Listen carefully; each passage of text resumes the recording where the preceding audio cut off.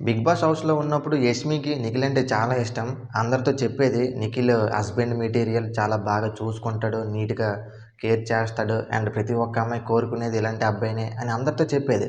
And Nikhil అంటే crush అని కూడా అందరితో చెప్పింది. అయితే హౌస్ నుంచి బయటకొచ్చిన తర్వాత ఏం జరిగిందో తెలీదు గానీ నిఖిల్‌ని హేట్ చేయడం మొదలుపెట్టింది. అండ్ బయటకొచ్చిన తర్వాత మనందరం ఏమనుకున్నాం?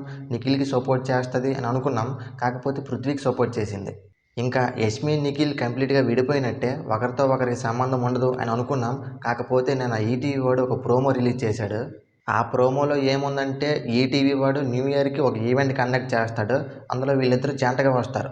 దీంతో నిఖిల్, యష్మి మ్యూచువల్ ఫ్యాన్స్ ఎవరైతే ఉన్నారో వాళ్ళు చాలా హ్యాపీగా ఫీల్ అవుతున్నారు. వాళ్ళ ఇన్నర్ ఫీలింగ్ ఏంటంటే దేవుడున్నాడురా! వీళ్ళ ఆనందానికి హద్దులు లేవు. మరి కావ్య పరిస్థితి ఏంటి అంటే కావ్య, నిఖిల్ కంప్లీట్‌గా విడిపోయినట్టే. ఎందుకంటే మొన్న మా టీవీ వాడు కండక్ట్ చేసిన 'ఆదివారం విత్ స్టార్ మా పరివారం' షో నుంచి కావ్య మధ్యలోనే వెళ్ళిపోయింది. సో, కంప్లీట్‌గా వీళ్ళిద్దరూ విడిపోయినట్టే. అండ్ చాలామంది ఏమంటున్నారంటే కావ్య ప్లేస్‌లోకి యష్మి వచ్చింది. అది చాలు మాకు నిఖిల్ హ్యాపీగా ఉంటే చాలు అని చాలామంది అంటున్నారు. మరి దీని మీద మీ అభిప్రాయం ఏంటో కామెంట్ చేయండి.